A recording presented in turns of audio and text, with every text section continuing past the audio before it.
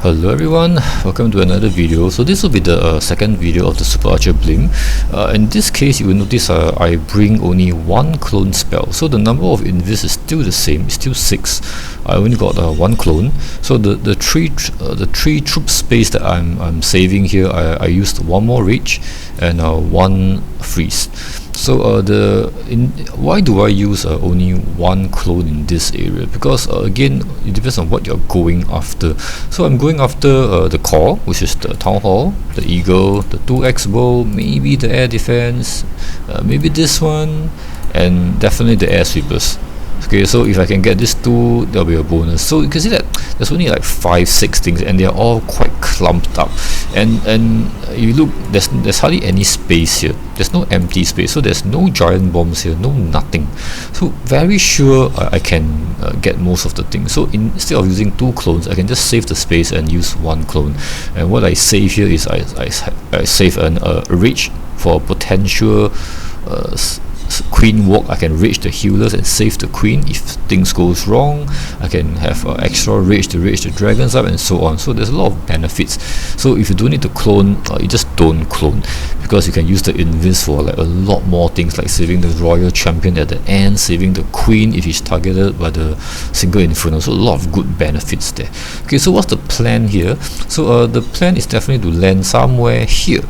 Because of the air sweeper is blowing against me, if I can reach somewhere here, I think that will be good enough. Okay, so I'm just worried about this single inferno. So the plan is to break the wall, so that the king and the queen walk can go in. So the king is definitely going here, because it's just a suicide party to get these few things, to make sure that the air troops will go into the middle.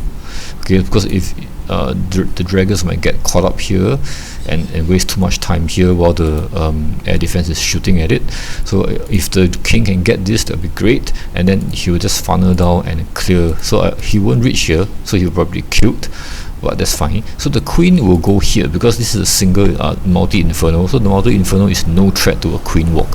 So once these 2 segments are done, only the middle few buildings and all the dragons will go in, and the Super Archer will clear. Hopefully they will get this early, because they will funnel downwards. I'm not sure, it depends on how it goes.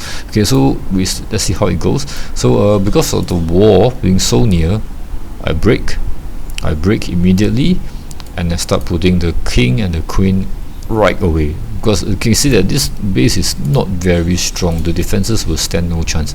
So I put the minions here to funnel.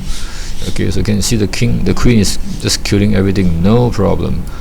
The king is going in. Unfortunately, the king went downwards, so it didn't get this storage. I was hoping you would get the storage, but it's fine. So the balloon goes down, everything goes down. Okay, and again it's the warden with the rage gem, because I won't have too many rage left. Okay, so I went with the Archer Blimp early. Okay, so I'm looking at the blimp, because the blimp is getting blown back. So ability. So at this moment, let's focus all on the blimp again. So I'm ready to invis before I break it manually. You see that the air sweeper is a big problem.